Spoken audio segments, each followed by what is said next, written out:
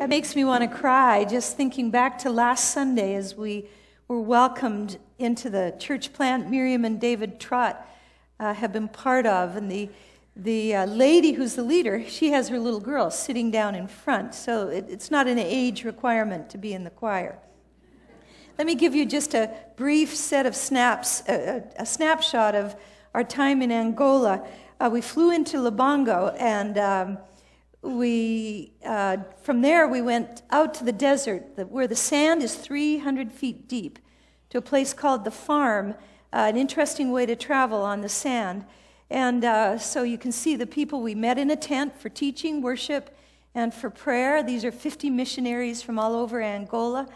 And on the Sunday, that's 2 weeks ago, we spent some time on that farm, that big reservation area, with the tribal people, their local church. You bring your own chair. As you can see, David and Gary are setting up some of the chairs we brought. And the choir comes down the middle of the congregation and with a wonderful beat and leads us into worship. We, from there, after the week that we spent there, we drove back, the 4-hour drive back to Lubango, and saw two important ministries. One is this biblical seminary sponsored by SIM to train African leaders, and it's a BA in theological training at this point, but they're moving toward more, and it's an amazing ministry. And then the ministry up on the mesa of the town of Lubango, or the city, it's a large city, is a hospital that at least maybe 10 of the physicians had joined us for the conference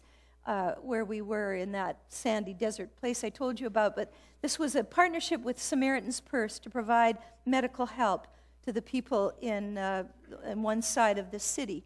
From there, you're looking down on a typical kind of shanty town is what the towns look like. The poverty is huge.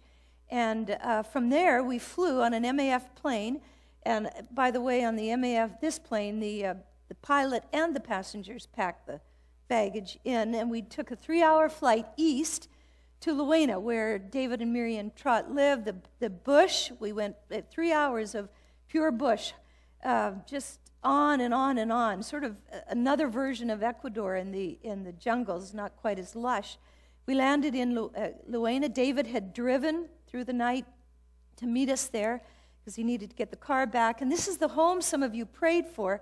Remember, there were many, many legal problems with this particular home, but now it's clearly owned by the mission, and David and Miriam are enjoying it, opening their home. I want to show you just a few scenes of Luena, typical Angola.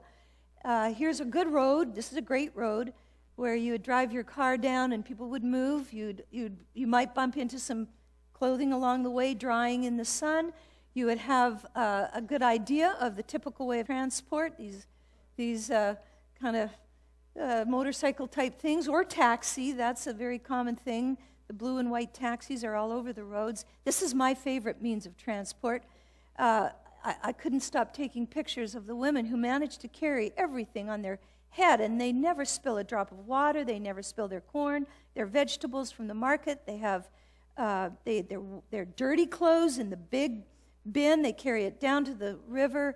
They dry it in the sun, wash them, dry them, and pop them back in and walk home, all with a baby either on their back, on their side, and little ones. An amazing way of transport and efficiency.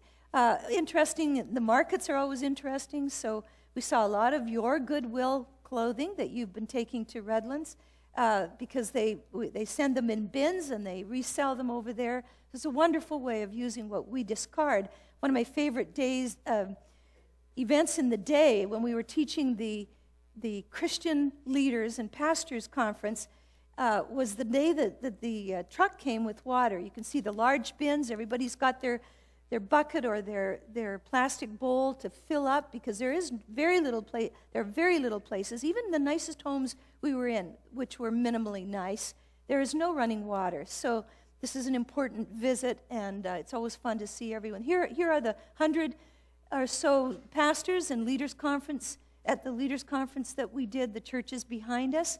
And there it is inside. Interestingly, churches in Angola are not There's nothing to steal, so the doors are open, and there is no electricity, so the windows provide the natural light. From there, we had some scenes around the house. One of the things you will recognize quickly in every African nation is they have their own version of cassava and cornmeal. In Angola, it's called lunge, L-O-O-N-G-E. In Zambia, it was called nshima. I just need to tell you, it still tastes the same. and you can eat it or leave it. And so this is Miriam's at the dinner table. We passed it by. I always said, couldn't you put chutney, some soy sauce, something on it to just spice it up a bit? But they like it the way it is. So we enjoyed our times around the dinner table. One of the very cool times we had was going out to the outskirts of Luena in the middle of nowhere. It felt like no electricity, and except by generator on occasion, to find out something the brethren have done, the Plymouth brethren, the Christian brethren, in training lay leaders. So this is out there. They bring in 30 to 35 lay teachers for 1 month at a time and teach them 38 biblical subjects. They sit together, they have dinner together, sit around the fire, talk about it, and then they go home, go back into their communities, having been trained in ways they wouldn't normally have. We were very impressed. This is the lecture hall, which leaves a little bit to be desired, quite a bit. And these are the men. We didn't want to leave anywhere without stopping and praying and committing this ministry. It's a lay-led ministry. Miriam's brother, Juan, is a physician. His wife is as well. They head up the clinic. And he and 2 other public teachers from one of the churches there goes out and they teach. They go to this Bible Basics seminary or class it's called. So it's a very an amazing thing. Now here we are visiting church. This is last Sunday. We entered this, what looked like a lean-to with some good aluminum, a little bit of clay, and you saw the choir singing. That was the inside where the church plant that Miriam and David are part of. And then we went, here are the women. These are the core women of the church plant, and these are the men of the church plant. You know that they're building a new building, and we went out to it. Some of you have participated in giving. They still need a great deal. Construction in a fourth world is extremely slow. You will see many, many buildings have not yet finished simply because they ran out of funds. So this is the building. Now the event of that Sunday, last Sunday afternoon, was the women's event. Those of you women who attended our June 2nd, where we featured Africa, and we raised money to send 300 balls of yarn and 150 crochet hooks, money from Helping Hands and from the Link, 4th and 5th grade Link class in TLC, took money, so we purchased seeds. This was the event. One of the interesting things is I'm doing a devotional. Just go back there for a second, Bob, but to the women, and I'm talking in English. Miriam was translating in Portuguese, and then the man standing beside me is translating into Chokwe, because most of the women are from that tribe. So that was I had to remember what had I said by the time it was finished to make sure I followed up with something that makes sense.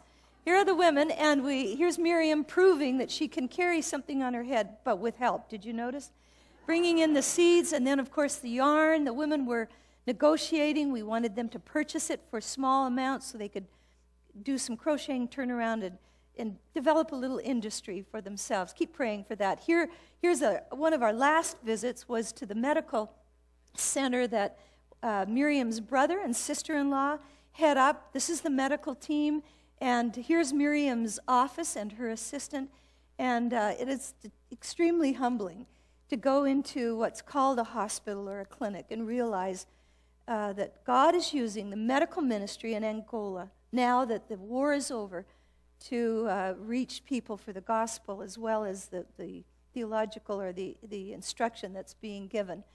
Of course, we had to stop and watch the event of the celebration, the opening of the Olympics. The boys were excited because they were thrilled that we were going to stay up till midnight with them. They happened to fall asleep. We stayed up. But here's the Argentina team, and we watched a lot of the Olympics through some conniving of the little tech guru who helped us to get the picture. We enjoyed a restful final day at some beautiful falls, and there's Jeremy and TJ, wonderful young men growing up, and just fun to be around. We had a lot of fun with them. The lessons, I think, that you take home from a fourth world are worth repeating in a place like America. And I love the sunsets in Angola. There's always something burning, so the sun tends to be extremely red because of the air. The nights are very dark, especially when we were out on the farm in the middle of nowhere with the 50 missionaries. We saw the Milky Way like we had never seen before. It was just amazing. We kept saying, well, the clouds are big tonight. No, that's the Milky Way. So it was amazing. But the first lesson is that the darkness is real, but the gospel is the light in Angola. And there's some amazing things going on. We didn't get a chance to visit the public schools where David and Miriam and some of the young youth leaders we met to do the training in HIV/AIDS information, but God is using them in that way. So that's the first thing. It's always good to know the gospel is still the power of God to salvation, even in the darkest of places. Second thing that I think we came to understand in a real way is the fact that there's a simplicity of faith in places of poverty, that Christ is sufficient. But the two lessons I would take from that is that there's a test of in poverty. If you're impoverished, you are going to perhaps steal, or perhaps you're going to covet. And then I come home and I realize the test of affluence is just as great, because I'm tempted, as maybe you are here in affluence, to be greedy.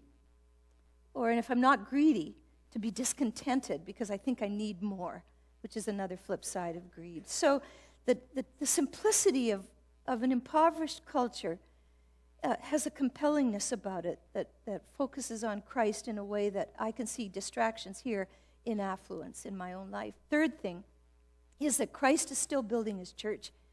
I asked David, what's your greatest challenge here in Angola? And he said, well, it's not the witch doctor. What it is, it's the distraction of the health and wealth prosperity message that's coming from North America, coming from Brazil right now. And it fills churches, but it leaves the Angolan heart empty and dissatisfied with the sufficiency of Christ. So you could pray for them. They would like you to pray that that church would get finished, that that church plant would flourish, and that their boys would be well educated, that God would lead them.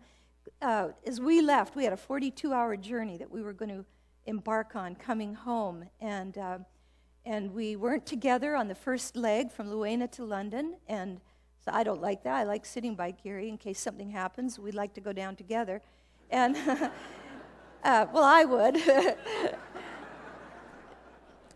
You would too, right? Yeah, he would too.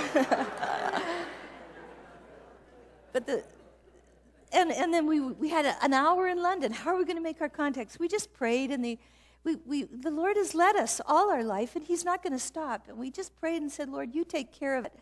And usually I like to try and take care of it. It's better when he does. And he answered every prayer.